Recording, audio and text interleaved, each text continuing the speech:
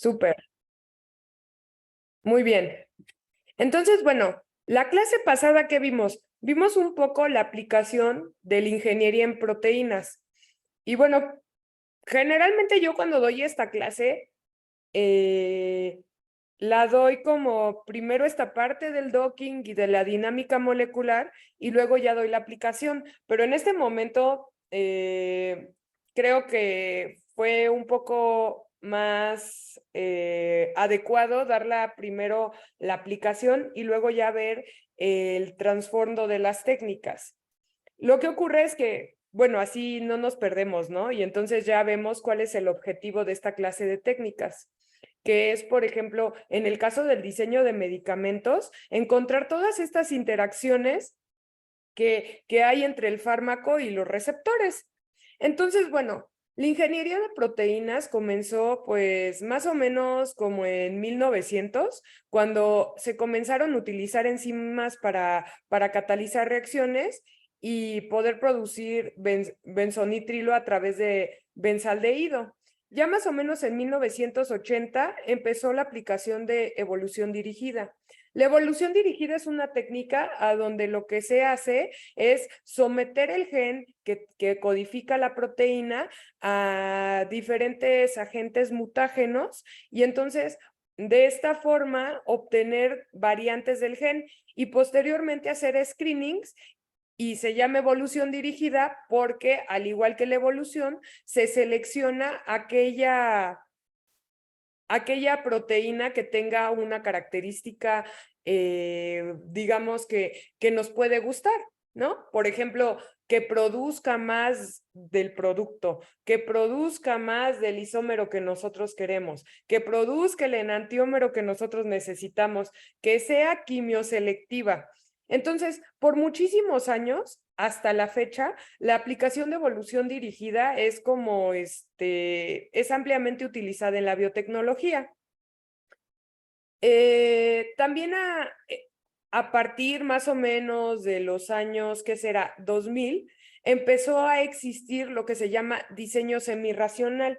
En este punto, lo que se hace es tener la estructura tridimensional de la proteína y a partir de eso empezar a hacer cambios racionales. Se llama semirracional porque en realidad se llegan a hacer ciertos experimentos que se llaman escaneos de alanina.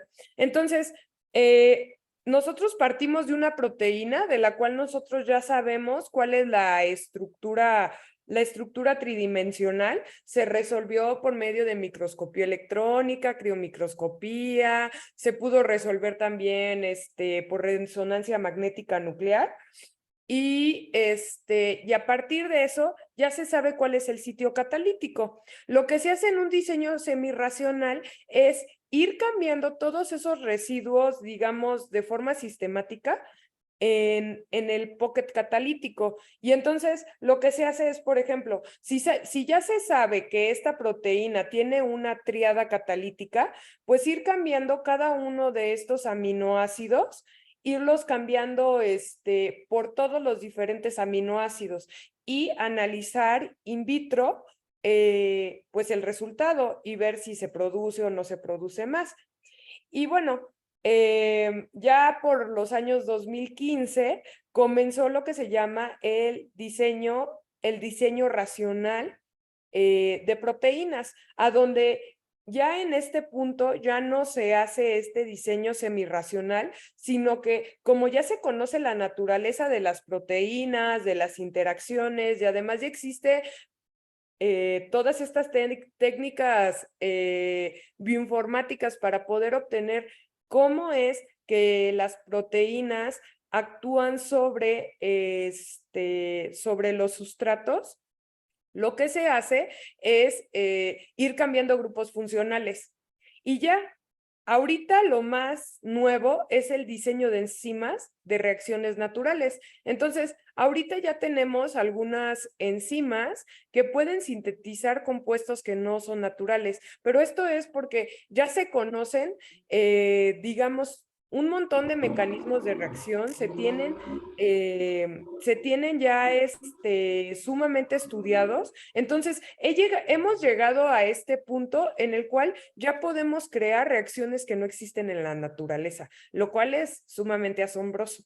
Porque imagínense, ¿qué era lo que les estaba comentando la clase pasada? En el caso de la industria farmacéutica, muchos de estos sustratos, muchos de estos químicos que se utilizan para poderlos sintetizar con química convencional, es muy contaminante, es poco efectivo y también no tienes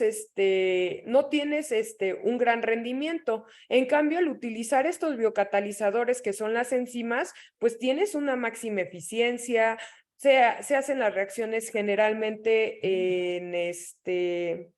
se hacen las reacciones generalmente a condiciones, digamos, no tan extremas, ¿no? O sea, generalmente las reacciones se llevan a 30 grados centígrados en buffer de fosfatos, no necesitas utilizar grandes cantidades de ácido, ¿no? Como puede ser en la síntesis convencional clásica, o no necesitas calentar a temperaturas sumamente elevadas para poder obtener estas moléculas. Entonces, la ingeniería de proteínas en estos momentos, pues es como, está teniendo gran expansión por estas razones, porque además con todo esto del calentamiento global, la contaminación y la conciencia ecológica, lo que está tratando de hacer la industria farmacéutica es generar procesos que no sean tan contaminantes. Entonces, una alternativa viable es la biosíntesis pues con enzimas y con enzimas diseñadas específicamente.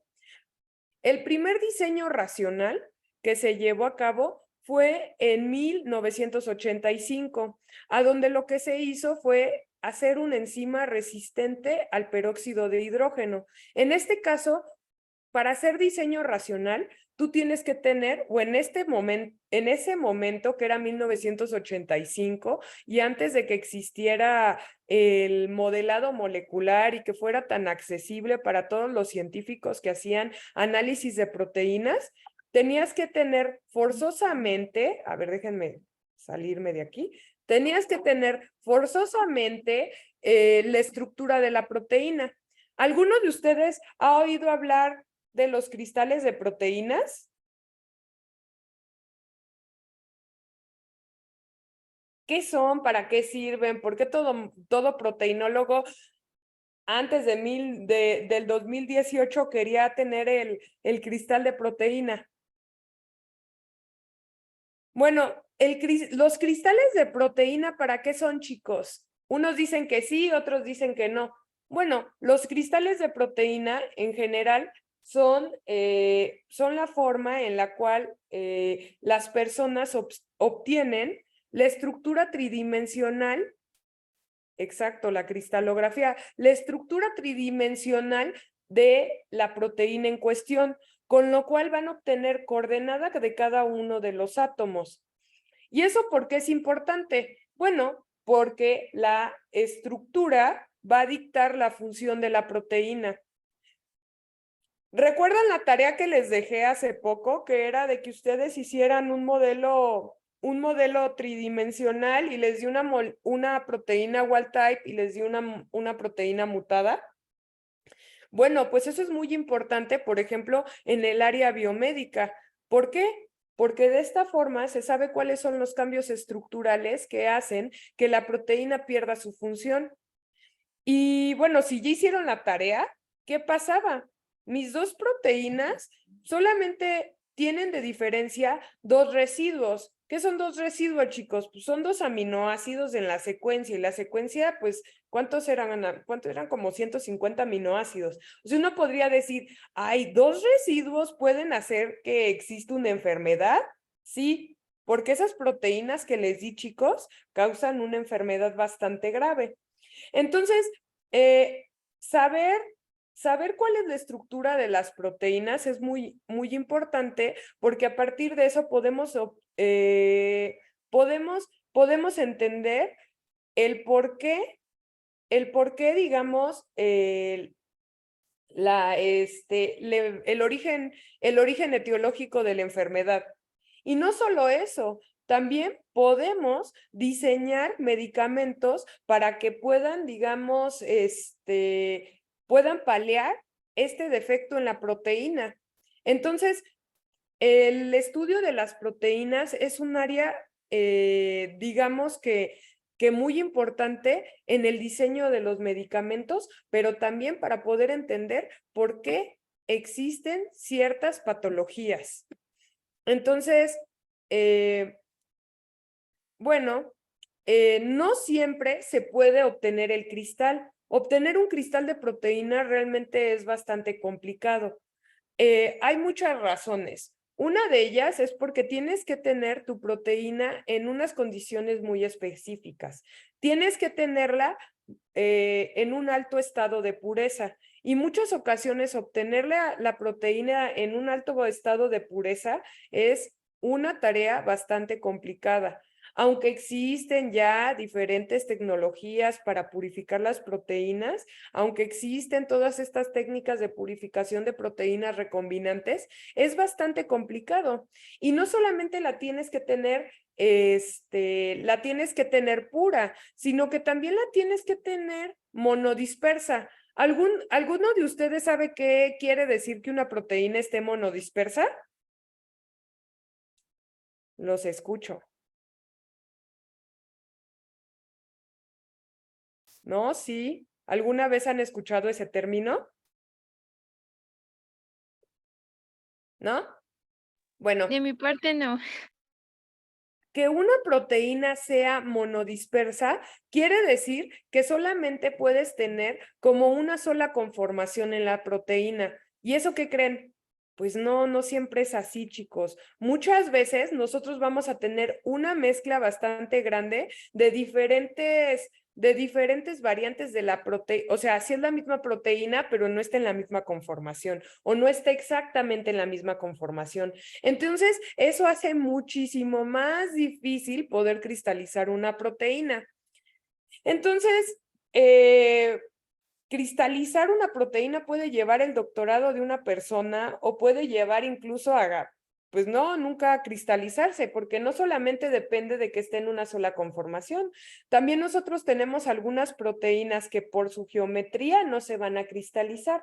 ¿Y a qué me refiero con cristalizar? Bueno, pues es esta forma en la cual las proteínas se van, digamos, deshidratando lentamente, que de tal forma van a quedar acomodaditas en una forma periódica.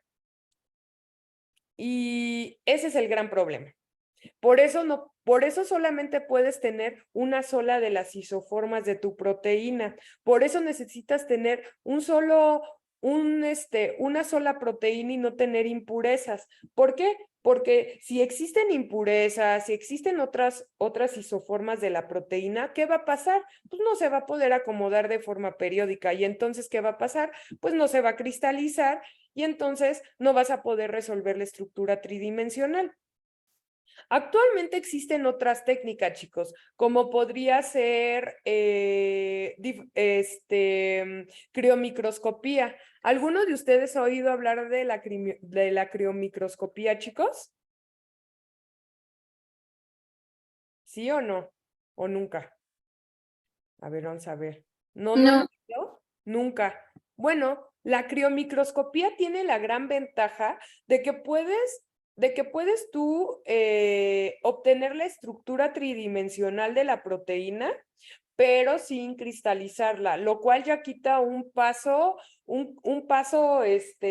digamos, un paso limitante muy grande. Pero, ¿cuál sería el problema con los criomicroscopios? Bueno, primero, de que no hay muchos. Segundo, es que no todas las proteínas se pueden mandar a crío. Generalmente estas proteínas que se resuelven por criomicroscopía tienen que tienen que ser de oligómeros grandes. Por ejemplo, qué se puede, digamos, obtener en una criomicroscopía? Pues se puede obtener la estructura, por ejemplo, de las cápsides virales o filamentos de algunas proteínas filamentosas. Entonces, necesitas también tener una proteína o sea, aunque no sea totalmente homogénea, pues que sea lo más homogénea posible. Y también necesitas un alto poder de cómputo para poder analizar los datos. Entonces, no es tan fácil obtener la estructura tridimensional de las proteínas de forma experimental. Pero bueno, ya nosotros hemos hecho uso de algunas herramientas, las cuales son bastante buenas para obtener la estructura de las proteínas. La primera herramienta que utilizamos fue Swiss Model. Swiss Model es una herramienta que nos permite modelar nuestra proteína a través vamos a decirlo así, algoritmo de homología. Lo que hace es agarrar la secuencia de aminoácidos y después de eso obtener la estructura secundaria. ¿Cómo se obtiene la estructura secundaria? Ya se sabe qué combinación de aminoácidos te va a dar un alfa hélice, ya se sabe cuál te va a dar unas hojas beta. Y posteriormente lo que se va a hacer es tener un molde. Se llama por homología porque lo que nosotros hacemos en esta clase de procesos es obtener una estructura que tenga cierta identidad con mi proteína problema. Generalmente se dice que tiene que tener más o menos para que sea un buen modelo, más de un 45%, pero en ese 45% hay algo que se llama área gris. Puede que sí se pliegue de esa forma o puede que se pliegue de otra forma. Entonces, lo más indicado es que tenga un 60% de homología para que puedas estar tranquilo y decir, bueno, lo que modelé no está mal. Y entonces, a partir de eso, lo que se hace es, con estas estructuras secundarias ya plegadas, acomodarlas en el modelo. Esta clase de modelos por muchos, muchos años fue como la mejor opción para poder realizar modelos moleculares de proteínas. De hecho, a la fecha todavía sigue siendo una gran opción. Y bueno, existen diferentes programas. Por ejemplo, tenemos Swiss Model y Tizer, tenemos Modeler. La ventaja, por ejemplo, de Swiss Model y de Tizer es que son servidores que ya están en la web, a donde uno únicamente da la secuencia de proteína. La desventaja es que no son, digamos, tú no los puedes modificar. En cambio, en el caso de Modeler, sí hay forma de modificar los modelos y sí hay forma de decirle a tu proteína, ¿sabes qué?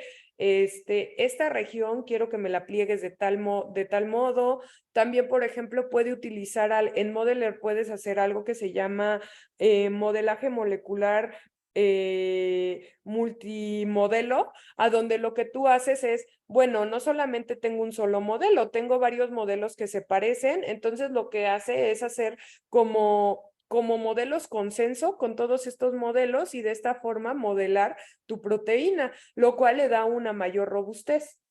Y bueno, pues en el caso de Modeler puedes modelar oligómeros tan grandes como quieras. ¿Cuál es la desventaja de Modeler? Que no tiene una interfase que sea muy amigable. Bueno, ¿qué es un modelo consenso? Bueno, ¿qué sería un modelo consenso? Pues sería como hacer, tú en este caso, cuando yo estoy diciendo que en Modeler puedes utilizar diversos modelos o templates, quiere decir, por ejemplo, en Swiss Model y en Itizer, tú vas a utilizar únicamente como base un solo modelo. Entonces, ¿qué hace Modeler? Bueno, pues puedes utilizar varios o puedes utilizar uno, dependiendo qué tan difícil o qué tan complejo quieras hacer tu modelado. Pero, por ejemplo, tú dices, bueno, ¿sabes qué? Encuentro que hay 5 o 6 proteínas que están en el PDB que se parecen a mi proteína y todas tienen el mismo porcentaje de identidad y ya evaluando las estructuras, pues sí llegan a ser diferentes. Entonces, lo que hace Modeler es agarrar todos esos modelos y a partir de eso generar como un modelo consenso, y ese modelo consenso sería como un modelo promedio, vamos a decir, para partir de él modelar a tu proteína. ¿Ok? ¿Sí me entendiste? Manifiéstate. Sí, súper. Entonces, esa es la ventaja de Modeler. Además de que, por ejemplo, en Modeler puedes hacer oligómeros bastante grandes. No hay de qué. Puedes hacer modelos muy grandes, o sea, puedes hacer dodecámeros, puedes hacer heteroligómeros, o sea, puedes hacer lo que tú quieras. ¿Cuál es la desventaja con Modeler? Modeler no tiene una interfase bonita, tiene una interfase que es de terminal. Entonces, eso muchas veces hace que las personas se sientan desalentadas, ¿no? Dicen, ay, no manches, es que trabajar en terminal es horrible. Y pues sí, les doy la razón porque no es como que sea tan interactivo. Simplemente dejas que pones unos pones unos comandos y los dejas correr. Entonces, eso generalmente a la gente no le gusta porque no ves el proceso. Entonces, lo dejas correr y pues ya después de una hora, 2 horas o 3 horas, o dependiendo qué tan potente sea tu computadora, pues ya vas a tener tus modelos, pero no es algo gráfico, como en el caso de Swiss Model, que metes la secuencia y se empiezan a mover los colorcitos y ves, o sea, como que eso a ti dices, ay, no manches, eso se ve bonito y ya estoy trabajando y se ve padre, pero en realidad en Modeler es trabajar en terminal. Para los que no sepan qué es terminal, niños, la terminal, a ver, déjenme ver dónde está aquí mi terminal. Aquí está mi terminal, chicos. Entonces, aquí en la terminal únicamente es de comandos. Entonces, pues está medio, pues no es tan bonito como en el caso de Swiss Model, que ves cómo se van moviendo las cosas. O no es como en el caso de AlphaFold, que en AlphaFold, pues vas viendo, ¿no? Te van apareciendo las gráficas, te van apareciendo los modelos y como que eso te emociona. Aquí no, al final del proceso te va a decir en la terminal, proceso terminado, y te va a aparecer en la carpeta donde guardaste tus cosas, te va a aparecer que ya están ahí tus modelos y tú ya los tienes que abrir en PyMol y tal, pero no aparece una interfaz bonita.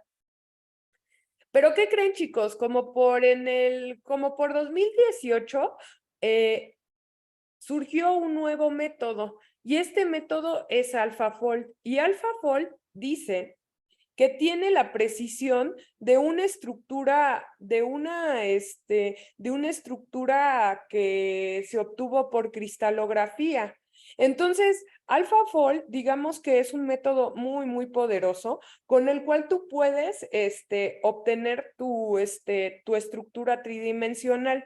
A ver, no es perfecto, pero los modelos que salen por AlphaFold en general son modelos muchísimo más coherentes con la realidad que los modelos que te puede dar Modeler o que te puede dar Swiss Model. Lo vimos con uno de los ejemplos que yo hice. En el caso del de Swiss Model, igual los parámetros parecían, solo los de geometría, parecían como que mi modelo era mucho mejor que el de AlphaFold. Pero luego cuando vimos el Z-score, que es un score que habla de qué tan factible es que una proteína natural tenga esa geometría, ya veíamos que estaba como sobre refinado. Y en el caso de AlphaFold, bueno, pues sí tenía algunos problemillas estructurales, pero cuando ya analizábamos el Z-score, que es como vamos a decirlo así, como un score global de la calidad y qué tan factible es que una proteína con esa secuencia tenga esa estructura, la verdad salía bastante bien. Entonces, por esa razón, en mi caso, que yo hice el ejemplo, pues yo me quedaría con el modelo de AlphaFold.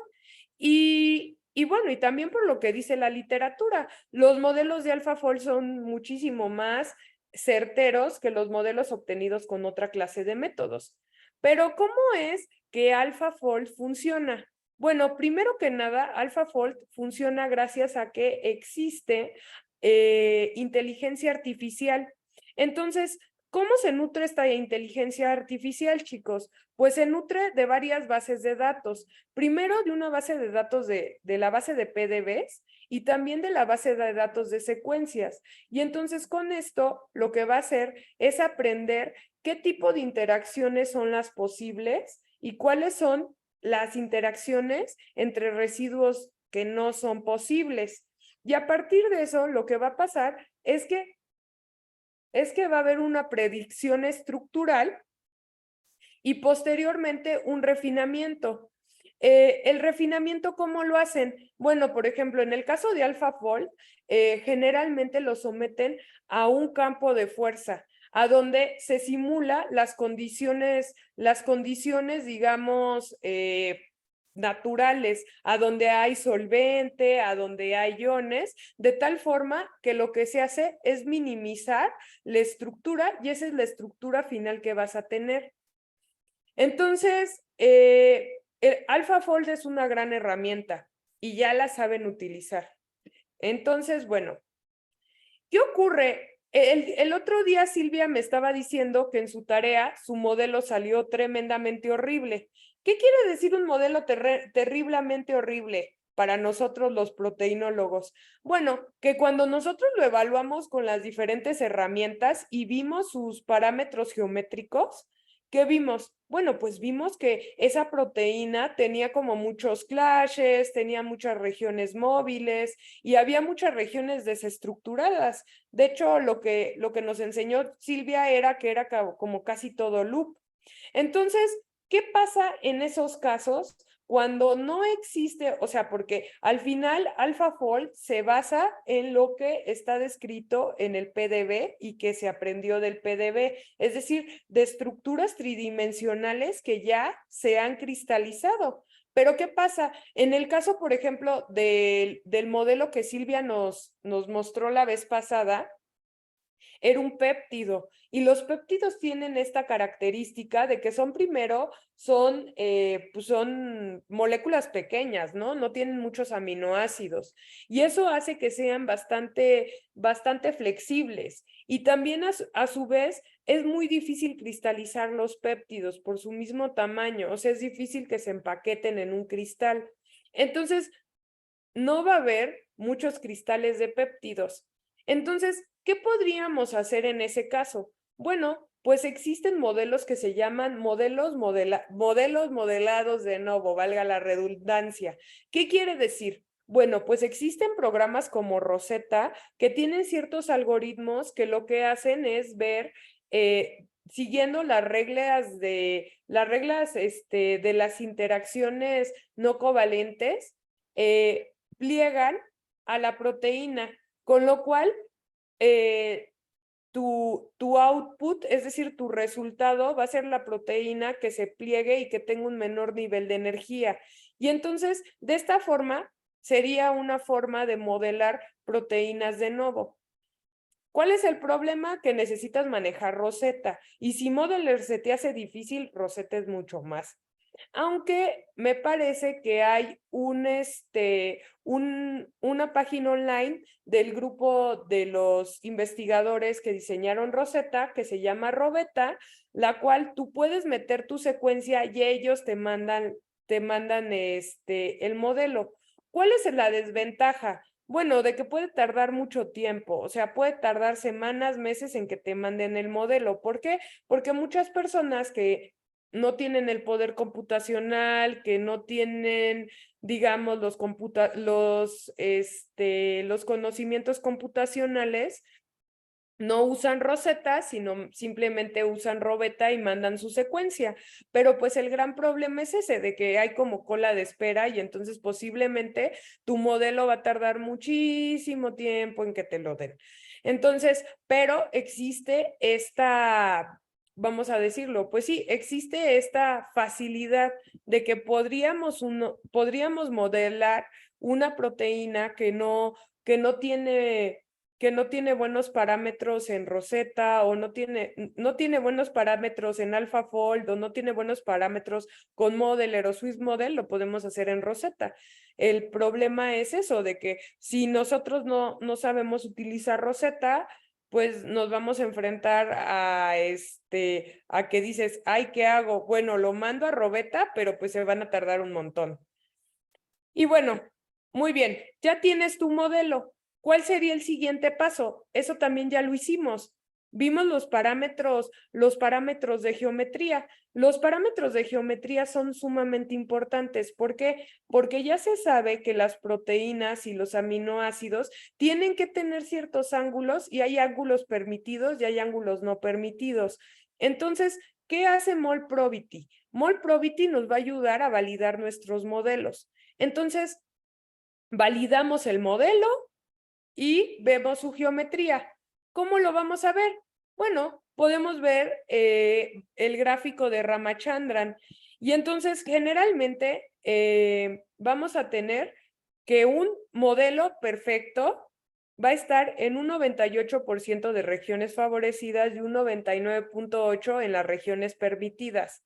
¿Qué ocurre, chicos? Estos valores son, son casi imposibles. Bueno, no son imposibles, más bien es cuando tenemos un cristal que tiene alta resolución, que puede, por ejemplo, decirte la posición de los hidrógenos. Para que eso pase tienes que tener una resolución de 1, es decir, un supercristal. ¿Eso pasa en la vida real frecuentemente? No. Entonces, ¿qué es lo que generalmente en los artículos de investigación se tiene permitido? Pues más o menos en las regiones favorecidas tienes que tener un 96, un 97% y en las regiones permitidas un 98%. Más o menos es lo que yo he leído, que más o menos están incluso los cristales experimentales. Entonces, si tu modelo entra en un 96% de las regiones favorecidas y un 98% en las regiones permitidas, ya estás del otro lado. Entonces, ¿esto cómo lo vamos a evaluar? Bueno, Molprobity nos va a dar el gráfico de Ramachandran y nos va a dar estos valores. Y entonces vean, cuando nosotros nos vamos a Molprobity y bajamos el gráfico de Ramachandran, vean, aquí te dan los valores, ¿no? Te dice, mira, en las regiones permitidas, tú tienes 99.2 y en las favorecidas tienes 93.00%. ¿Este modelo está bueno o está malo? Pues no está ni bueno ni malo, está todavía mejorable. Entonces, ¿qué es lo que podríamos hacer? Bueno, podríamos nosotros minimizarlo. ¿Qué quiere decir minimizarlo? Bueno, es someter a nuestro modelo a digamos, pues sí, a un campo de fuerza que simule la realidad, a donde esté solvatada la molécula, donde le pongamos los iones y a donde minimicemos su energía. Eso quiere decir refinarlo o quiere decir minimizarlo. Y generalmente esto se hace con dinámica molecular. Muy bien.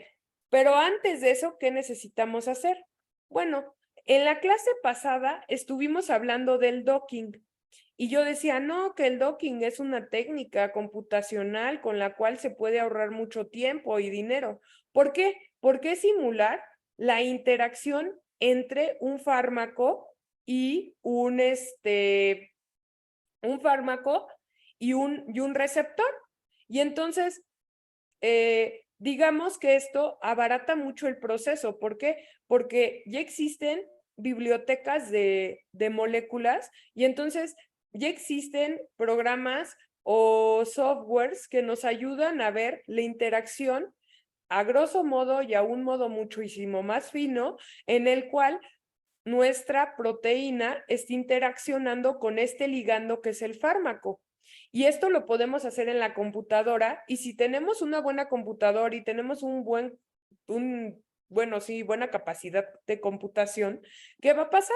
Bueno, pues esto lo puedo hacer súper rápido, chicos. Por ejemplo, Yo en mi computadora, tal vez algo que yo hacía en 2 semanas, si lo metía a la supercomputadora, lo hacía en 2 horas. Imagínense. Pero claro, tienes que tener el poder de supercómputo. Ahí sería la limitante, pero por ejemplo, generalmente las universidades grandes tienen poder de supercómputo. A ver, permítanme un momento porque va a empezar a llover y si no va a empezar a sonar aquí la puerta. Déjenme irla a cerrar.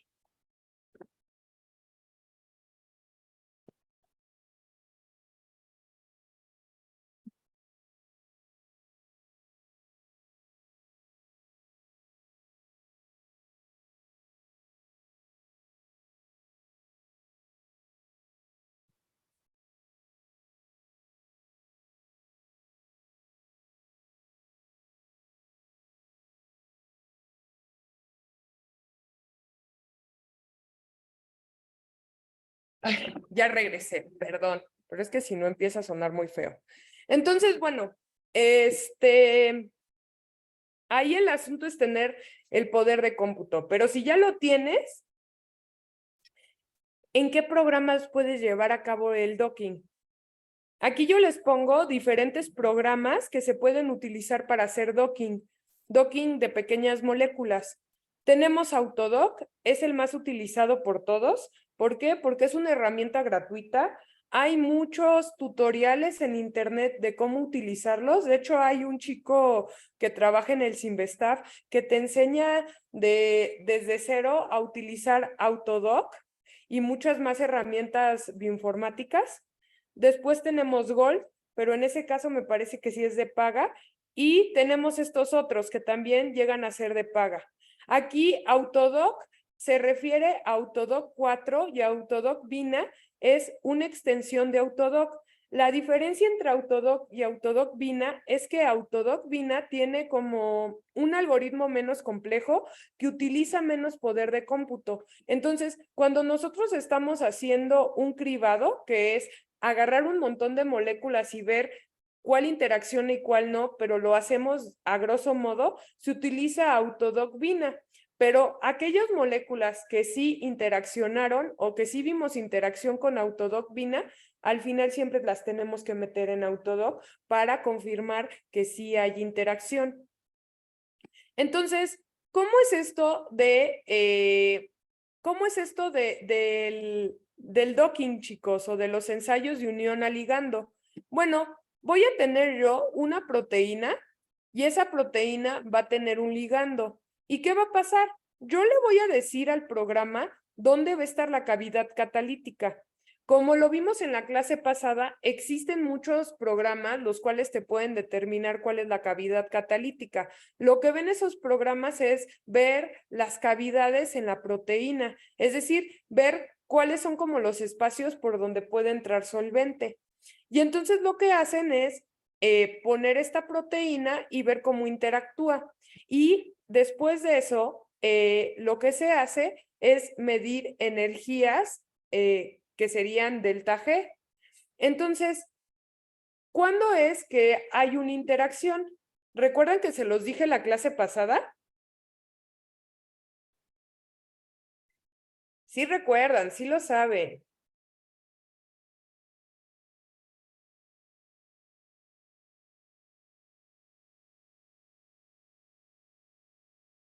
¿No lo recuerdan? Bueno, hay interacción cuando nosotros estamos teniendo delta Gs negativos. ¿Por qué? ¿Eso qué quiere decir? Un delta G negativo quiere decir que mi proteína pasó de un mayor estado energético a un menor estado energético. ¿Y eso qué quiere decir, chicos? Que tú pases de un estado de mayor a un estado de menor energía. ¿Qué ocurre en ese punto? ¿Nadie? ¿Se logra mayor estabilidad? Se logra mayor estabilidad. Entonces, Autodoc lo que ve es si estas interacciones no covalentes que va a generar el ligando con mi proteína va a ser que aumente la estabilidad y por tanto baje su delta G y por tanto tenga un delta G negativo. Muy bien. Entonces vean, cuando uno ve un paper a donde utilizaron docking, lo que uno está evaluando en realidad es el cambio de energía de Gibbs de un estado donde tú tienes una enzima a cuando ya lo tienes un complejo enzima sustrato. Y a partir de esto te va a dar un valor de delta G o energía de unión. Mientras más negativo sea, ¿qué quiere decir? Que se esté estabilizando más. Aquí, ¿cuál se está estabilizando más, niños? ¿Me podrían decir? Tenemos 3 diferentes ligandos. ¿Cuál se va a estabilizar más? El último. El Ujú. último, ¿no? Porque es menos 8.4. Entonces, yo cuando me den los resultados, pues voy a decir, pues hay mayor probabilidad de que sí sea un ligando el tercer ligando. Y además, hay una ventaja con Autodoc. En Autodoc, ahorita lo vamos a ver, hay como diferentes variantes. Puedes hacerlo, por ejemplo, tu docking en seco. ¿Qué quiere decir un docking en seco? Bueno, en este caso no van a interaccionar moléculas de agua, pero también puedes hacer un docking con moléculas de agua, lo cual aumentaría un poco su, pues sí, su poder, porque estás ya metiendo solvente. No es tan bueno como una dinámica molecular, pero es como el primer paso que puedes dar para poder saber si existe interacción con ensayo sin sílico.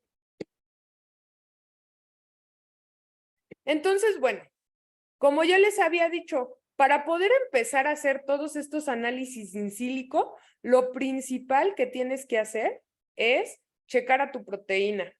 ¿Qué tienes que hacer? Bueno, pues vas a checar tu proteína y vas a ver que tu estructura sea válida. ¿Cómo lo vas a hacer? Bueno, pues checando el gráfico de Ramachandran y sacando cuáles son los ángulos que, los residuos que están con, pues sí, contorsiones permitidas y también contorsiones favorables. Ya si tu estructura está verificada, ¿qué vamos a hacer? Bueno, pues ahora sí, ya empiezas a hacer el docking. Antes de eso no lo puedes hacer, porque si tú partes de una estructura que todavía no está validada, ¿qué va a pasar? Pues va a pasar de que no vas a obtener pues buenos resultados y no van a ser fiables. De hecho, si ustedes se fijan y empiezan a leer artículos que hablen de técnicas in sílico, una parte muy importante del artículo es la validación de la estructura. ¿Por qué? Porque si la estructura no es válida, si la estructura no tiene la suficiente calidad, así hayas hecho los análisis más complejos del planeta, no son válidos tus resultados. ¿Ok? Muy bien. ¿Y qué creen? Les dije que había una forma de hacer docking a donde puedes meter agua, pero también existe otra variante donde puedes hacer un docking flexible. ¿Por qué? Porque, ¿cómo son las proteínas, chicos? ¿Son flexibles o son rígidas?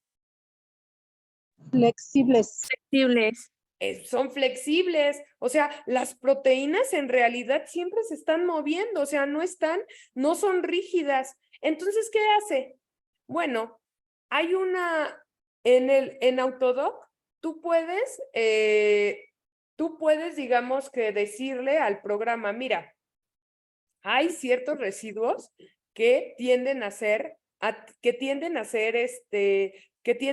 sensibles. Hay varios programas que te pueden decir qué regiones son. Generalmente estas regiones que son móviles, generalmente son loops. Entonces, si tú dentro de tu sitio catalítico tienes loops involucrados, lo que puedes hacer es esas regiones, esos residuos específicos de loop, ponerlos como flexibles para que se estén moviendo. Y eso es muy importante porque vean, por ejemplo, en el modelo rígido, ¿qué se cree? Que en realidad tú vas a tener a tu proteína y que ya tiene la conformación dada para poder interactuar.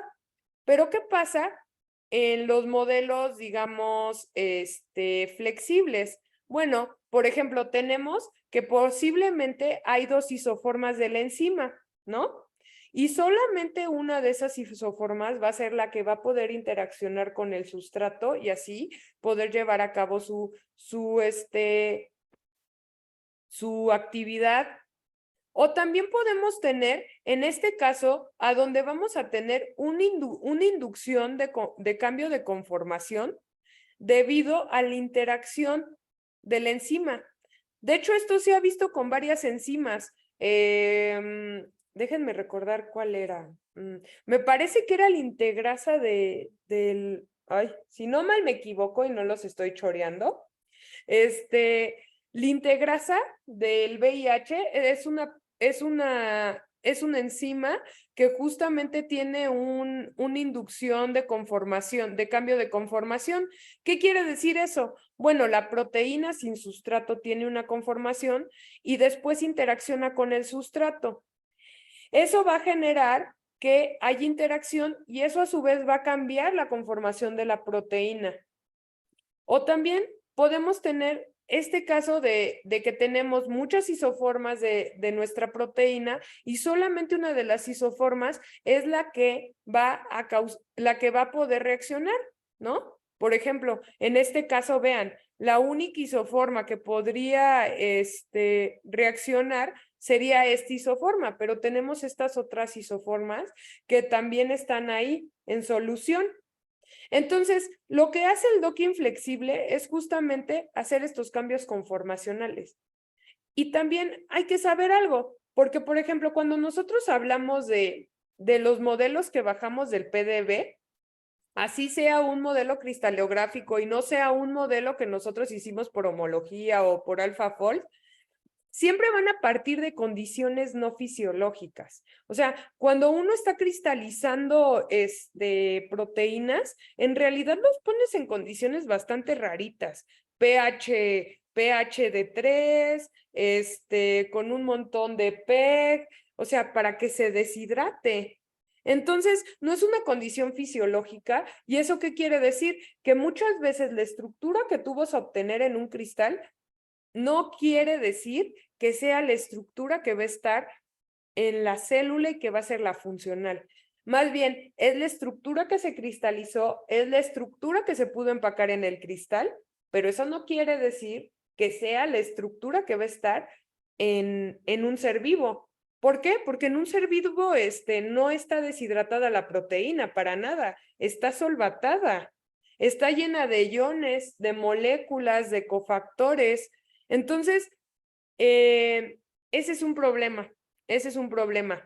Y es una de las razones por las cuales es muy importante que siempre esté bien validado el modelo y que de preferencia siempre se haga una dinámica molecular.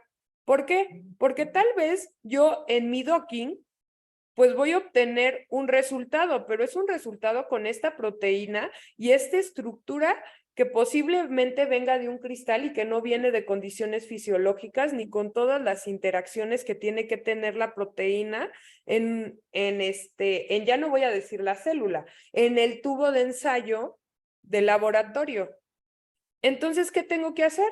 Bueno, pues tengo que simular algo que sea mucho más parecido a la realidad, ¿no? Y entonces de ahí viene el uso de la dinámica, de la dinámica molecular. Pero antes de eso, antes de hacer la dinámica molecular, tenemos que hacer un docking. O sea, el docking es indispensable para poder realizar la dinámica molecular. Si no tienes docking, no puedes hacer la dinámica. Entonces, bueno, ¿cómo voy a elegir qué posición es la correcta del ligando? Bueno, pues existen varios programas que nos ayudan a tener, digamos, una función de scoring, que lo que quiere decir es como dan una puntuación y te dicen, mira, esto energéticamente es más probable. Y entonces existen, pues, por ejemplo, en el caso de Autodoc te va a dar el delta G, pero hay otra clase de programas a donde tú puedes meter tus diferentes conformaciones y diferentes complejos. Por ejemplo, está DocScore, LeakScore, 1, 2, el AI, el PLP, el PLP2, el PMF, el PMFD, todos tienen diferentes criterios. Y entonces esto nos puede ayudar a que nosotros elijamos la conformación y cómo el ligando está interaccionando con el sustrato. ¿Son infalibles estos métodos? La verdad no, chicos. Muchas veces puede dar como cosas aberrantes, pero de ahí viene el criterio del científico que está haciendo el análisis. Por ejemplo, generalmente cuando tú ya estás estudiando por mucho tiempo las proteínas, pues ya sabes más o menos cómo es el mecanismo de acción de las proteínas, ya sabes cuál es el sitio catalítico, ya sabes qué tipo de interacciones puede estar formando. Entonces, sí puedes utilizar estas funciones de scoring, pero también tienes que tener criterio y también hacerle caso un poquito a tu intuición. Evidentemente, esta intuición no viene desde la ignorancia, viene desde lo que has leído y lo que más se presenta pues, en las publicaciones, ¿no? Entonces, esto es muy importante, chicos. O sea, aunque haya un montón de formas y formas súper sofisticadas para poder determinar cuál es la mejor conformación, nunca, nunca, nunca, nunca, nunca, nunca va a haber digamos, una función de score más sofisticada que nuestra mente y nuestro ojo humano. Entonces, sí es verdad que nos tenemos que guiar por estas funciones de scoring, pero también tenemos que tener sentido común y nuestro cerebro debe de integrar todo. Tiene que integrar esta parte de lo que ya conocemos, de lo que da el programa, de lo que dan las energías y también lo que nosotros ya sabemos acerca de nuestra proteína. Por ejemplo, si yo ya sé que para que se lleve a cabo la reacción con mi enzima tiene que estar, a ver, ejemplo, la cisteína catalítica a cierta distancia del carboxilo a donde va a ser el ataque nucleofílico, pues entonces yo y mi ojo, ¿qué va a hacer? Bueno, pues voy a elegir aquellas conformaciones que cumplan ese criterio, ¿no? Y ese criterio me lo va a dar leer. No hay de otra. Entonces, bueno, aquí solo un amable recordatorio. ¿Por qué? Porque luego yo me encuentro en la literatura que hacen unas conclusiones súper padrísimas con análisis de docking. Y a ver, el docking es una gran herramienta, pero de las herramientas computacionales no es la más sofisticada y solamente el docking lo único que nos va a decir es si unió o no unió. No nos va a decir más. Y eso es muy importante, chicos, porque no siempre unión implica catálisis o no siempre unión implica inhibición en el caso de los medicamentos. Entonces, a pesar de que el docking me diga que hay de que une, no siempre va a ser como yo creo y eso no me asegura de que yo cuando vaya al laboratorio pueda ya encontrar el medicamento soñado. No. Este es el principio de los análisis computacionales serios. Aún falta hacer la dinámica molecular, porque como ya les había comentado, ¿el docking qué es? El docking es solo una fotografía en un segundo, en una conformación. Pero ustedes mismos me lo han dicho, las proteínas no son estáticas, las proteínas se están moviendo, las proteínas interaccionan con solventes, las proteínas interaccionan con sustratos, las proteínas interaccionan con iones, con cofactores. Entonces, el docking es algo muy simplificado que sí nos puede ayudar a dar una idea, que puede reducir el universo de moléculas que quiero analizar, pero no es no es la panacea, sino simplemente es el inicio del análisis. Es el inicio de comenzar a hacer un análisis computacional muchísimo más serio. Entonces, cuando ustedes lean algunos resultados muy fantasiosos con docking, dices, oye, ¿y dónde está tu dinámica molecular? ¿Por qué? Porque si tú quieres validar ese docking, lo primero que tienes que hacer es hacer una dinámica molecular. Si tú no hiciste una dinámica molecular y únicamente estás concluyendo con los dockings, realmente pues no tiene mucho sustento lo que estás diciendo. Tienes que hacer análisis muchísimo más específicos.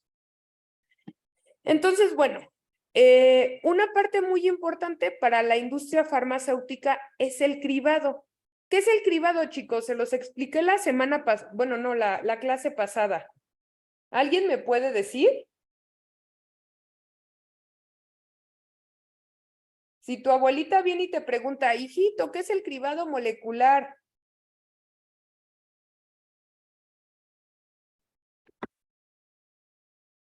¿Nadie? Bueno, el cribado molecular, lo que quiere decir a grandes rasgos es que yo mi modelo de la proteína ya validado, ya minimizado, ya súper bien, lo voy a poner a interaccionar con un montón de ligandos. ¿Esos ligandos de dónde los voy a sacar? Pues de las bases de datos de ligandos. ¿Cuál es una de ellas? La más importante es Zinc y es una base de datos a donde tú puedes obtener todas estas moléculas. Se llama cribado porque sería como un tamizaje. Vamos a decir, ustedes que son del área médica, siempre existe algo que se llama triage, ¿no? De que, por ejemplo, ahora que estuvo lo del COVID, siempre tenías que ir al triage y ahí te evaluaban si sí te dejaban pasar o no te dejaban pasar, ¿no? O te mandaban a la goma. Bueno, pues el cribado es más o menos lo mismo. Lo que es el cribado es un análisis rápido que no lleva tanto poder computacional, en el cual es un proceso menos complejo y que necesita menos poder computacional, en el cual se va a analizar la interacción entre muchos ligandos con una sola proteína. Y incluso cuando haces este cribado, tú puedes poner, quiero que me analices 500 ligandos con esta única proteína. Y entonces, ¿qué va a pasar? Tú programas tu computadora con que empiece con 1 y acaba, y luego con el 2, y luego con el 3, y luego con el 4, y así sucesivamente hasta que llegue el 500. Entonces, pues el cribado molecular sería hacer este análisis rápido que se hace, y generalmente el programa que se utiliza es Autodoc Vina, y con Autodoc Vina lo puedes hacer súper fácil. Entonces, en este caso es un screening para evaluar los compuestos, pero es un screening, digamos, rápido. Por ejemplo, aquí te dicen, posiblemente los 10 primeros en el top no van a tener actividad biológica, pero en el top 100 vas a encontrar algunos compuestos con actividad. Entonces, ¿qué se necesita hacer, chicos? Bueno, pues se necesita hacer análisis muchísimo más detallados. Entonces, también aquí es muy importante que no siempre un mayor score implica que el compuesto tendrá actividad biológica, pero estos métodos nos ayudan a reducir el universo con el que trabajamos. Es decir, es una forma muy rápida y es una forma económica de descartar compuestos y de obtener algunos compuestos que nos puedan llegar a ser interesantes. Con este primer cribado, por ejemplo, aquí lo dice, ¿no? Puedes analizar 1000, puedes analizar 10,000. De hecho, las farmacéuticas pues analizan más de eso. Y al final, pues te vas a quedar con 100. Bueno, ya de esos 100, ya hay que seguir haciendo análisis, pero muchísimo más detallado. Entonces, a esos 100, ¿qué tendríamos que hacerles? Bueno, pues tal vez yo lo que le daría sería un análisis más detallado utilizando Autodoc.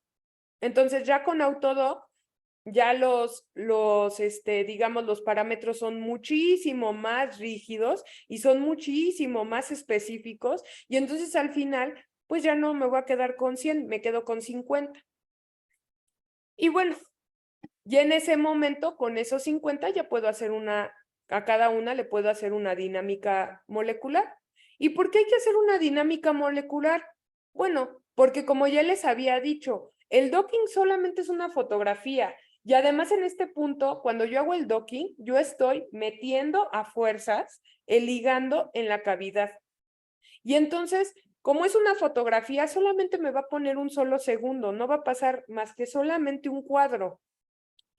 Pero en cambio, en la dinámica molecular van a ser diferentes cuadros, van a ser diferentes frames, como si fuera un video. Y entonces, ¿qué va a pasar? Voy a poder ver la progresión y cómo interacciona la proteína con respecto del tiempo con el ligando. Entonces, bueno, el docking va a calcular la afinidad al sitio de unión, pero en el caso de la dinámica es cómo cambia la forma del sitio de unión a través del tiempo. Y vean, por ejemplo, aquí yo les pongo este ejemplo que me encanta para que ustedes entiendan por qué un docking no es suficiente para llegar a conclusiones. Porque como les dije, en el docking yo meto así con calzador mi molécula ligando. Y entonces aquí yo le estoy metiendo, pero a la fuerza, niños. ¿Pero qué va a pasar? Bueno, pues tal vez en el docking, uy, sí, mira, ahí están las interacciones. Pero ¿qué pasa a través del tiempo? Bueno, ya cuando lo sometemos a una dinámica molecular, ¿qué va a pasar? Mi proteína no es algo estático, es alguien que está, de hecho se dice que las proteínas respiran. ¿Qué querría decir eso? Pues las proteínas se están moviendo, niños. ¿Y entonces qué va a pasar? Bueno, pues puede ser que cambie de conformación ligeramente y esto haga que se pierda esta estabilidad y por tanto el sustrato que en el docking yo veía dentro del sitio catalítico me va a salir volando. De hecho, chicos, esto es algo sumamente común. Yo podría decir que de los 50, digamos, sustratos que nos quedaron después de hacerle autodoc, utilizar autodoc y hacerle docking, ya si haces la dinámica molecular, únicamente te vas a quedar con 10 y que los demás se salieron volando, no se quedan en una conformación que sea eficiente. Entonces, por eso es tan importante hacer las dinámicas moleculares. Entonces, ¿qué, chicos? La validación de un docking siempre va a ser una dinámica molecular. Entonces, bueno, muchas veces el ligando de docking se encuentra posicionado en la cavidad, pero cuando ya se realiza la dinámica, ¿qué va a pasar? El ligando no es estable en la cavidad, porque en el docking de forma súper artificial, yo lo metí allá a fuerzas. Y no me está diciendo qué está pasando cuando la molécula está vibrando o cuando la molécula está moviéndose como se mueve en la naturaleza. Pero ¿qué pasa cuando yo ya la veo en una dinámica molecular y simulo todo lo que está ocurriendo, los solventes, cuando simulo los iones? ¿Qué va a pasar? Pues probablemente esta molécula sale volando y entonces ya no está en el sitio catalítico y entonces, por tanto, no es algo que me vaya a servir. Y vean, aquí les muestro los posibles destinos después de hacer un docking y someterlo a una dinámica molecular. Una es que tú tengas una droga, o bueno, no droga, vamos a decirle un fármaco, que va a interaccionar con la proteína. Y entonces, ¿qué va a pasar? Bueno, pues voy a tener este complejo proteína y ligando y se va a quedar mucho tiempo ahí y después de eso lo va a botar. Ese sería uno de los buenos casos, o sea, ese es un buen caso. Luego tengo un fármaco que tiene baja afinidad y interacciona con la proteína. Pero ¿qué va a pasar? Se va a tardar mucho, mucho tiempo en poderse unir. ¿Ustedes creen que eso sea bueno? No, porque en realidad podría reducir, digamos, la probabilidad de que se una, ¿no? Puede pasar de que antes de que se una se excrete. Y bueno, ya que se une, sí va a pasar mucho tiempo ahí. Pero como les digo, si este tiempo para que se una es muy grande, posiblemente el fármaco puede ser excretado. Y si es excretado, pues ya no tiene sentido, ¿no? De que una. Luego tengo una proteína con una alta afinidad, pero el tiempo de residencia con la proteína es bajito. En este caso, fíjense que no es tan terrible nuestro caso. ¿Por qué? Porque lo que va a estar pasando es que va a entrar a la proteína, se va a salir, pero va a volver a entrar, pero va a volverse a salir, y va a entrar y va a volver a salir. Al final, este no es un caso tan malo. Y luego tengo la peor de las opciones, que yo tengo un fármaco que tiene baja afinidad a mi proteína, que va a tardar muchísimo tiempo en unir, pero además de todo, solo tiene muy poquito tiempo de residencia, lo cual quiere decir que al momento en que entre el fármaco en contacto con la proteína, se va a quedar ahí muy poco tiempo. Entonces, ¿qué sería lo ideal? ¿Alguien me podría decir? ¿Me podría decir A, B, C o D?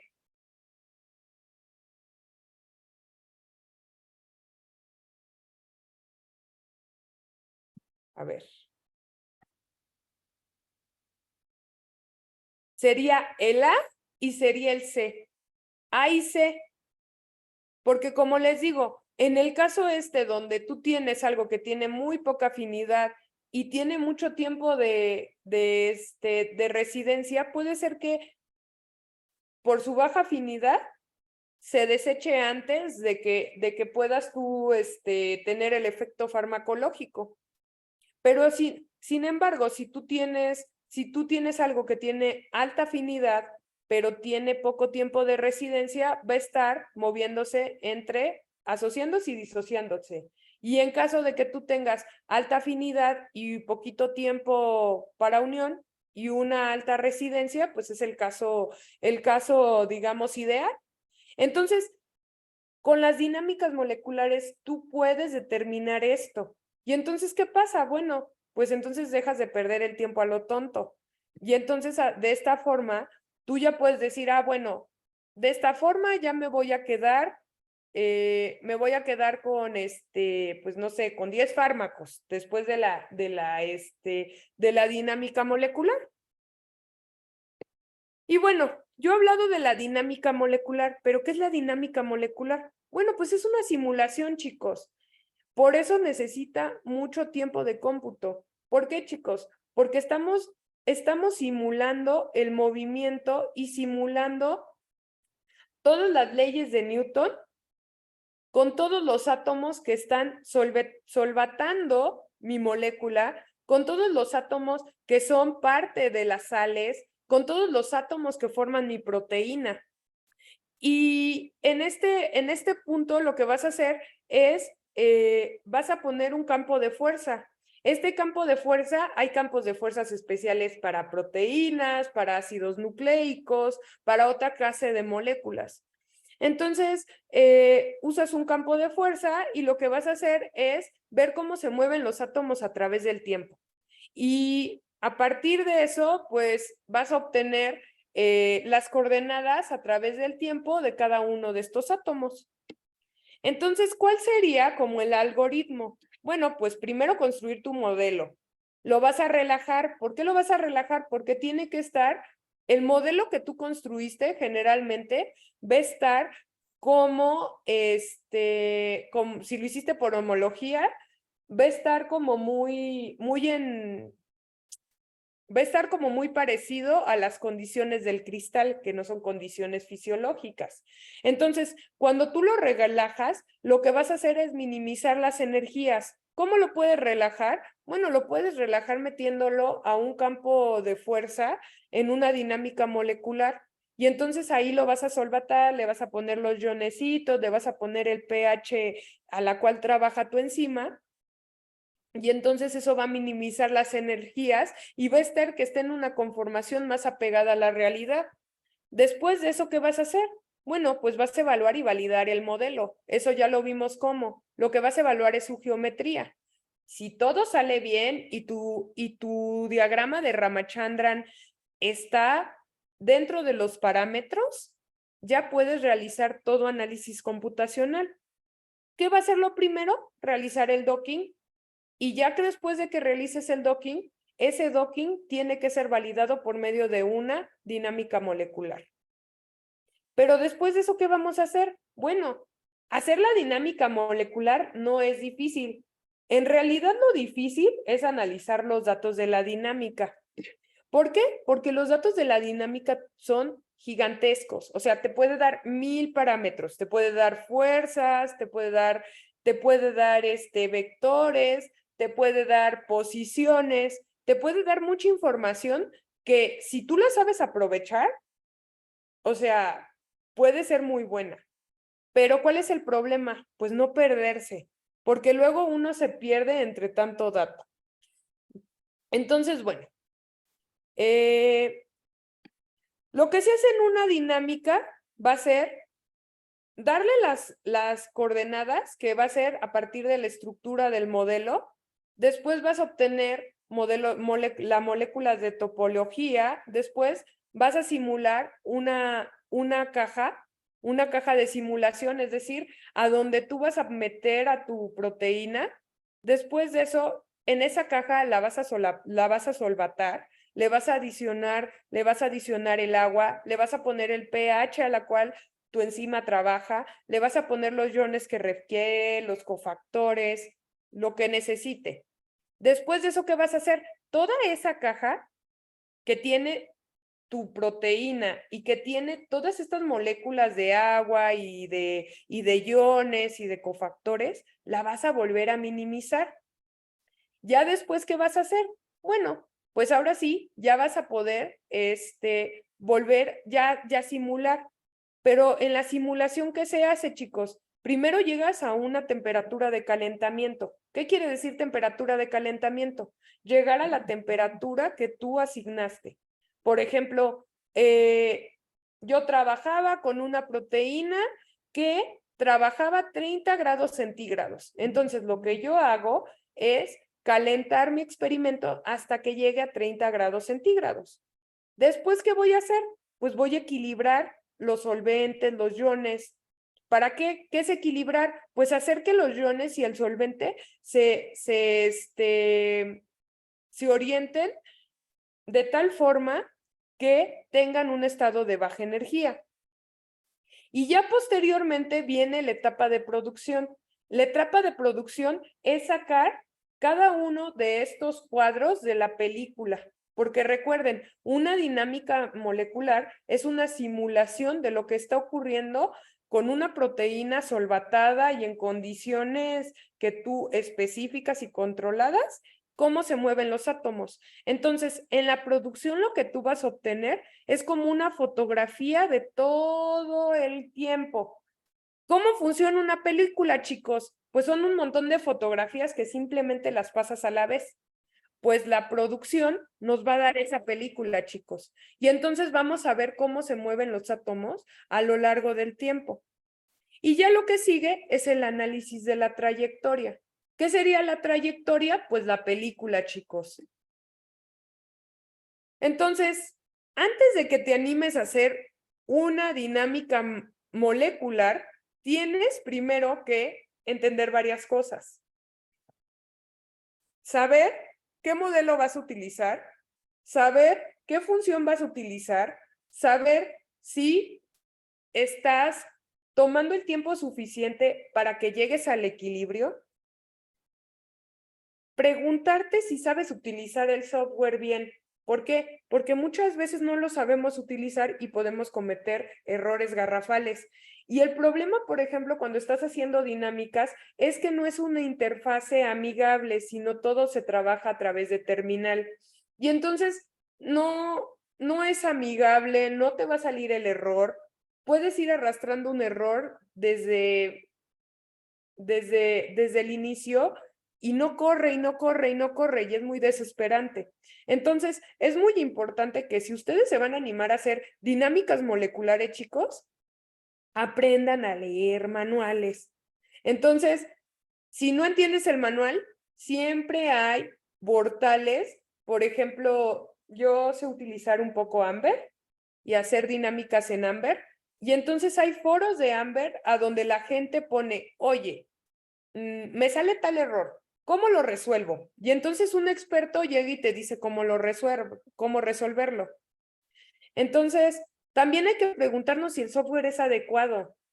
El software que estoy utilizando, si es el adecuado, el campo de fuerza es adecuado, sí tengo el suficiente coverage. El coverage sí es de forma experimental, tienes que ir probando. Pero en el caso del interfase, ¿cómo vamos a saber que el campo de fuerza es el adecuado?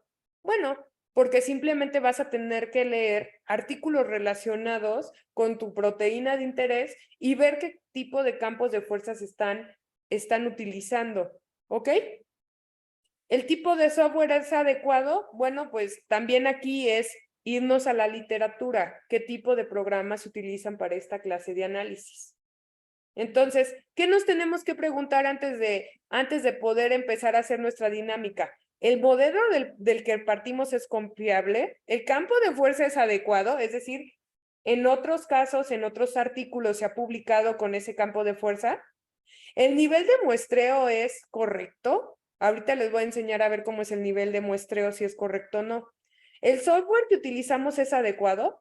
Y la última, ¿sabemos utilizar el software? Si tú ya todas estas dices que sí y ya no tienes dudas, ya te puedes lanzar a utilizar y hacer tu dinámica molecular. Antes de eso, simplemente vas a hacer aberraciones. Entonces, bueno, antes de hacer cualquier análisis complejo, necesitamos validar la simulación.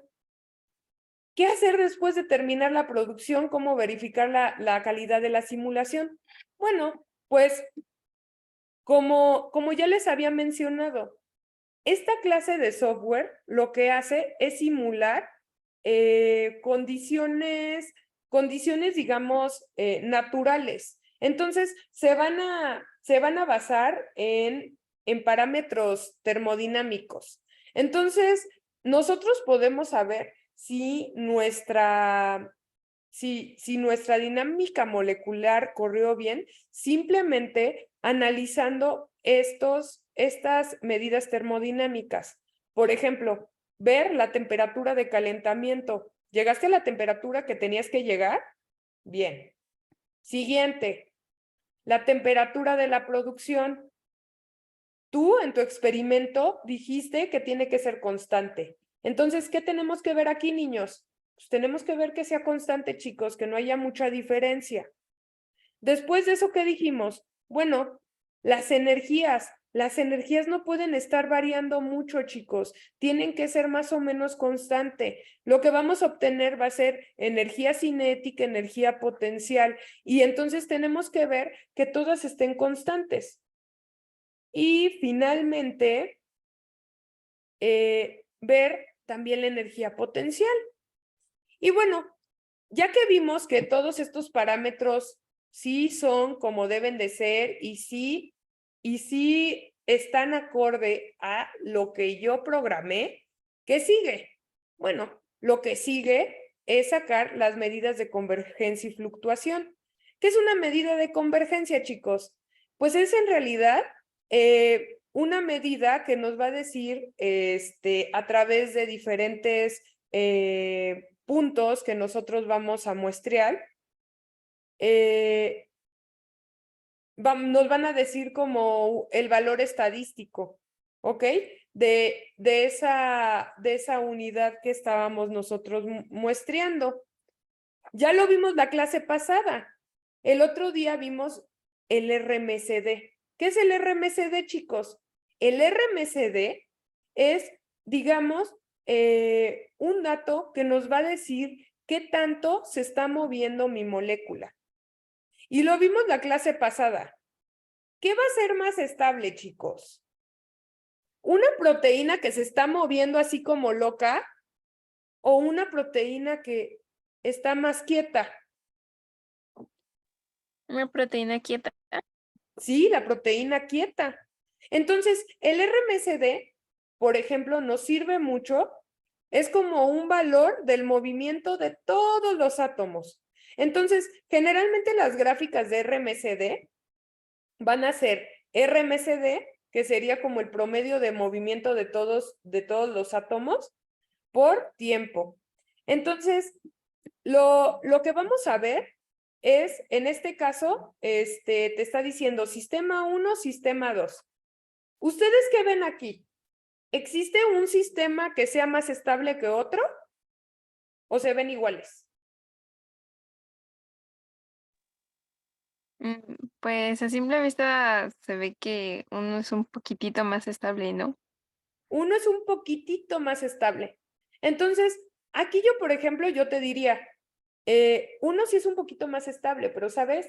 La diferencia no es muy grande, porque si te fijas, la escala B es 0.2.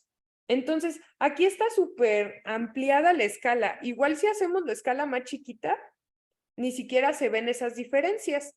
Pero lo que sí podemos ver es algo, que estamos alcanzando el coverage. ¿Qué es el coverage?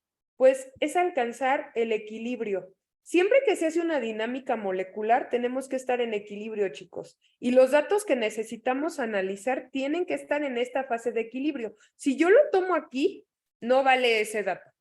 Ese dato no vale. ¿Qué datos tenemos tenemos que tomar? Pues estos que están en el equilibrio, que están en la meseta. Entonces, por ejemplo, yo ya sé que empiezo a alcanzar el equilibrio por ahí déjenme ver, 1, 2, 3, 4, 5. Por aquí de los 200 picosegundos. Entonces, ¿esto cómo se obtiene? Pues se obtiene de forma experimental. O sea, tú no vas a saber a qué tiempo alcanzas tu equilibrio, al menos de que lo pruebes. Entonces, ¿qué haces? Bueno, pues en general empiezas a hacer pequeñas dinámicas, no sé, de 10 nanosegundos, de 20 nanosegundos, de 30 nanosegundos, de 40 nanosegundos, de 50 nanosegundos. Y entonces a partir de eso tú ves cuánto tiempo tienes el equilibrio. ¿Qué tienes que ver? Que hay una meseta. Y entonces los datos que se van a analizar van a ser los datos que estén, por ejemplo, yo si estos fueran mis datos experimentales, analizaría desde el 1000 hasta el 5000. Obviamente, mientras más datos tengas, más robustez estadística va a tener tu análisis. Entonces, en este caso, pues podemos decir, bueno, las dos proteínas o las dos condiciones muestran la misma estabilidad. Y luego también vimos que existe este valor que se llama RMSF. Y este RMSF lo que nos va a indicar es qué tanto se mueve cada uno de los átomos de mi proteína. En este caso, por ejemplo, yo le puedo decir, dime cuál es el movimiento de los carbonos alfa. Y entonces, en este caso, a ver, ¿cuáles son los átomos que en la condición verde se ven como disminuido su movimiento? ¿Alguien me puede decir cómo en qué rango están?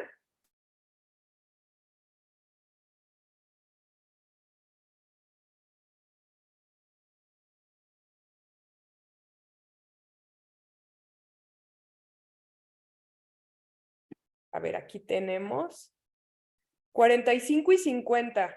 Sí, mira, entre 45 y 50 sí se ve, ¿no? Sí se ve que aquí bajó el movimiento. ¿Qué quiere decir? Que los residuos estos que están, sí, como entre 45 y 50, van a estar menos móviles. Que hay algo que, por ejemplo, puede ser que la condición verde sea ya con el fármaco. ¿Y qué querría decir? Que estos residuos están interaccionando con el fármaco. Sí, 25 a 50. Sí. ¿Qué otra región también vemos que se ve disminuida la movilidad, chicos? Esta región, ¿no? La que tenemos entre 225 y 250. También esta región que tenemos, la región entre 250 y y 275. Y estos datos son muy importantes, chicos, porque a través de estos gráficos nosotros podremos determinar con qué residuos está interaccionando nuestro fármaco con nuestra proteína. Y entonces de esta forma, pues podemos diseñar algunas estrategias para, por ejemplo, en el caso de un fármaco que sea un inhibidor, pues favorecer ciertas interacciones, ¿no? Modificando la molécula, como les enseñé la clase pasada, con los programas que vimos la clase pasada.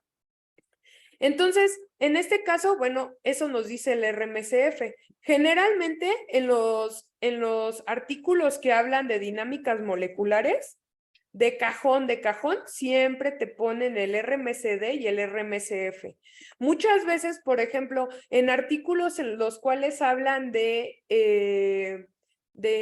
nuevas moléculas diseñadas o de nuevos fármacos diseñados, te muestran estas gráficas y te muestran, mira, con el fármaco, nosotros partimos de tantas moléculas y al final de la dinámica nos quedamos con 10 moléculas y mira cómo en la dinámica molecular bajó el RMCD. Ah, bueno, con esas que bajaron el RMCD, pues ahora sí las probamos y tal vez nos quedamos con 10 moléculas. Y bueno, de esas 10 moléculas, pues una sí funcionó, ya cuando lo aplicamos en lo experimental in vitro, ya funcionó y sí inhibió. Y entonces, bueno, pues eso reduce mucho los tiempos. Entonces, bueno, ¿cuáles son las diferencias entre RMCD y RMCF? Bueno, el RMCD es el promedio de todas las partículas sobre el tiempo, mientras que el RMCF es el promedio de la fluctuación dada en un tiempo X de cada partícula, diciendo que cada partícula es, en este caso, un residuo, ¿ok? Entonces, si tú quisieras ver la movilidad de ciertos residuos, lo puedes ver viendo el RMCF.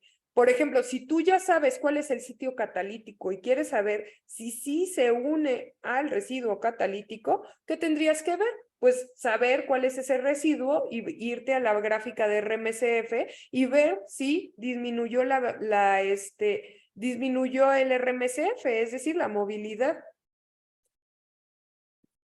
Hay otra clase de parámetros que también se llegan a utilizar. Por ejemplo, tenemos el radio de giro. Y entonces, en el caso del radio de giro, nos va a indicar cómo la masa de un grupo de átomos está distribuido alrededor de una masa y va aumentando con el tiempo hasta que llega a una meseta. En este caso, el radio de giro nos va a decir el nivel de compactación.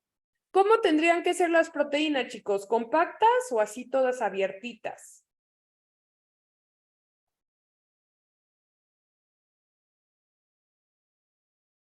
Compactas, ¿no, chicos? En general, las proteínas para que tengan su conformación nativa tienen que estar como compactitas. ¿Qué pasa si nuestra proteína a lo largo del proceso se va abriendo? ¿Eso qué nos querría decir? Pues que se va desnaturalizando. Entonces, ahí pues puede que estén pasando varias cosas, que tu modelo esté mal o que simplemente estás utilizando parámetros que hacen que desnaturalice a tu proteína. Entonces, ¿qué tienes que hacer? Pues cambiarlos. Entonces, el radio de giro nos va a decir la compactación y de esta forma, bueno, pues nosotros podemos también seguir la estabilidad de la proteína. Entonces, bueno, ¿cuáles son las cosas o recomendaciones que tenemos que tener en cuenta cuando hacemos esta clase de análisis? Primero que hay que validar el modelo teórico, hay que saber qué modelo vamos a utilizar, eso nos lo va a dar la literatura. Tenemos que estar siempre en coverage, es decir, muestrear lo suficiente para poder hacer esta clase de análisis, es decir, estar en meseta y tener un buen número de frames o de puntos tomados para hacer los análisis. No se vale que tengas un coverage chiquito. ¿Por qué? ¿Qué pasaría? Porque posiblemente aquí tú lo ves como plano, pero lo dejas un poquito más y va a subir. O tampoco se vale que estés aquí en esta puntita. ¿Por qué? Porque posiblemente igual va a cambiar y entonces no estás en equilibrio. Muy bien. ¿Qué más necesitas saber? Bueno, saber utilizar bien el software es esencial. También saber qué tipo de software vas a utilizar para analizar tus datos es fundamental. Y bueno, en el caso de todo lo que tiene que ver con la teoría y las ecuaciones, siempre que hagas tu paper, pues tienes que decir qué fue lo que utilizaste y cuáles fueron los parámetros utilizados. Y bueno, en el caso hay muchas veces, muchas de estas personas que se dedican a la parte del análisis in sílico, pues ya son programadores. Yo tengo amigos que ya, o sea, ellos hasta modifican códigos. Entonces, en caso de que tú ya lo modifiques y hayas hecho modificaciones, bueno, cuando tú hagas tu publicación, pues decir qué modificaciones hiciste, ¿no? Y qué parámetros afectaste. Y bueno, pues, pues eso es todo, chicos. ¿Qué más se puede hacer? Bueno, también se pueden hacer análisis, o sea, estos ya son análisis un poco más avanzados.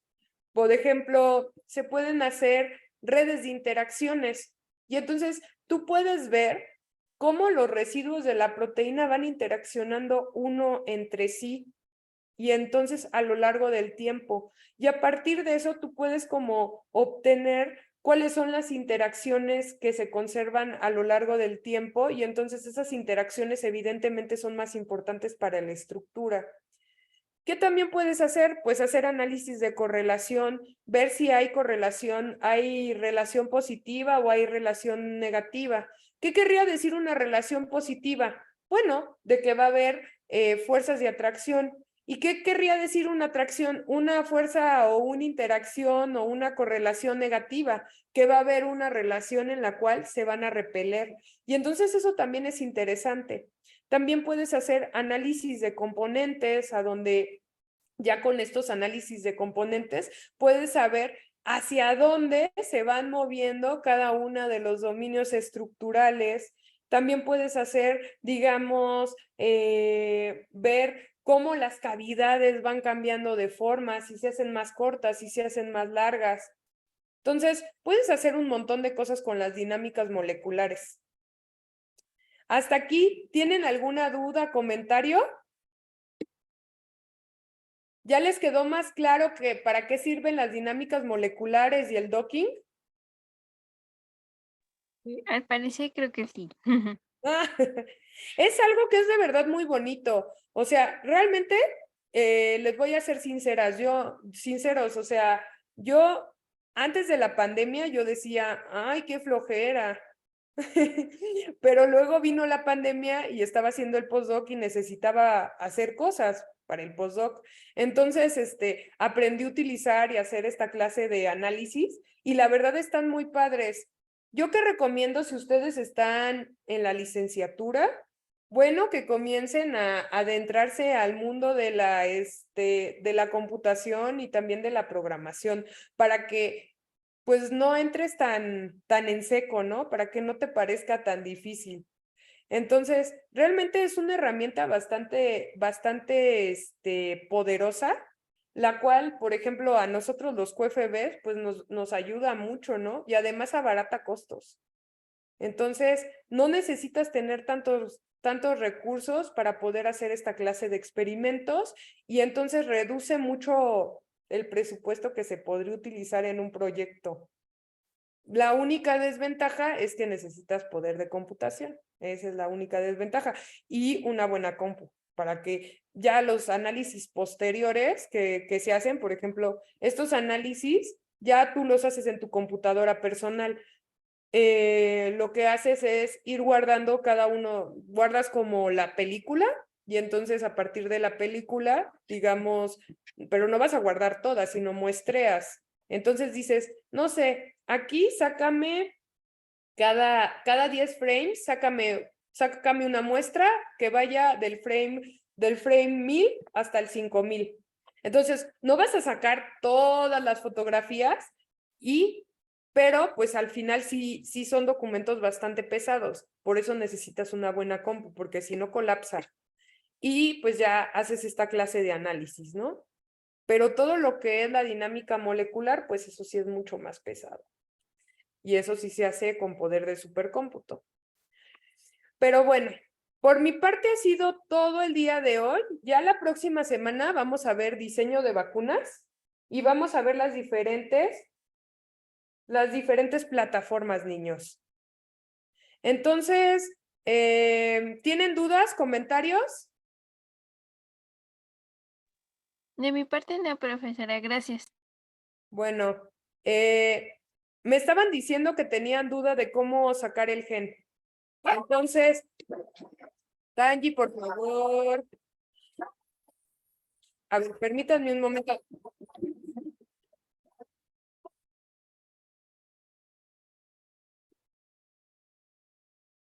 Cállate, Tangi, o te subo, ¿eh? A ver, ¿cómo vamos a sacar el gen? A ver, voy a ver el mensaje. La tarea. Ah, ok. A ver, vamos a ver. ¿Cómo vamos a sacar lo del gen? Entonces, ¿qué tenemos que ir? ¿Ven mi pantalla? Sí, Nos vamos a ir en CB. Ajá. En CBI.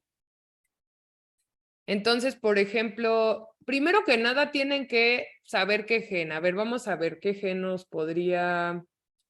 Ay, ¿cómo se llama esta enfermedad del. Ay, ¿cómo se llama? Esta enfermedad del arlequín, ¿cómo se llama? Es la donde se te arranca la piel. Ay, déjame recordar. A ver, una enfermedad genética. Ah, ya sé, hemofilia. Lepra, no, pero tiene que ser una enfermedad genética. Genética y que sea de herencia mendeliana. A ver, déjenme ver. Yo estaba intentando con fibrosis quística. ¿Y sí sabes cuál es el gen? Pues es que justo se llamaba igual que la proteína, CFTR, Sí, a ver. y Sí. creo que por eso no me salía. A ver, vamos a ver. El gen CFTR, regulador de transmembranal. A ver, vamos a ver. ¿Qué tenemos que hacer? A ver, te vas a ir aquí, nucleótidos, CFTR, human. A ver. Aquí está, chica.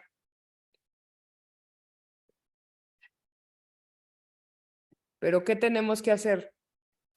¿Qué tenemos que tener? Es de humano. ¿Qué tendría que ser? RNA. Aquí está. Entonces, aquí, mira, vas a tener, a ver, homo transmembrane conduct. Aquí está, mira, solo lo bajas. Y aquí ya tienes. Aquí está el isoforma 36. A ver, déjame ver. Homo cystic fibrosis transmembrane conduct and regular isoform 36. Human pancreatic is a Homo sapiens.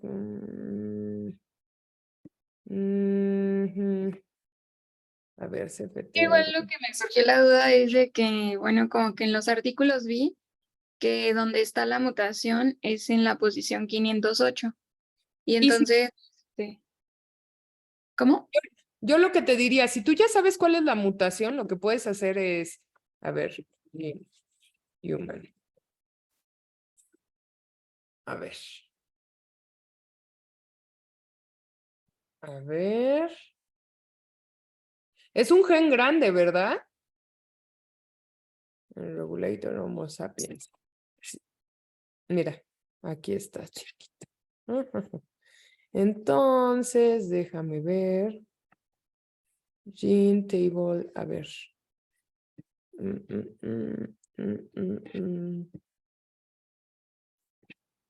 mm. Mira, hasta hay snips y todo. Description, sí. Mira.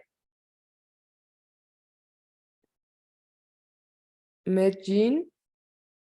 A ver, vas. Déjame ver.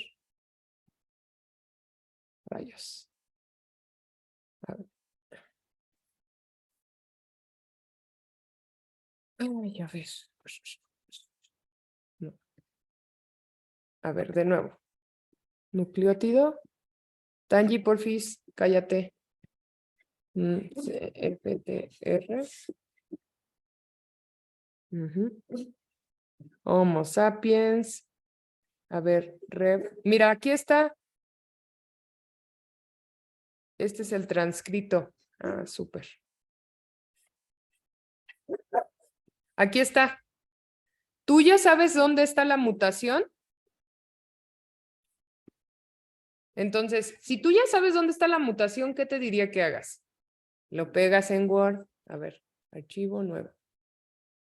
Este sería el wild type, ¿no? Sí. A ver. Bueno, déjame que... Entonces, este hay que hacerlo más chiqui. Ahí estás. A ver. Entonces, bueno, solamente tienes que... Este es el wild type. Entonces, bueno, ¿qué tienes que hacer? Pues ya simplemente, por ejemplo, esto me choca hacerlo a mano, pero pues ni modo. La otra es, tienes el Genius, ¿no? ¿Qué puedes hacer? Aquí ve, sacas la FASTA, copias. Ah, sí está bien grande. ¿Copias todos? A ver. Copiar. Te vas a Genius. A ver, ábrete. Try later. A ver.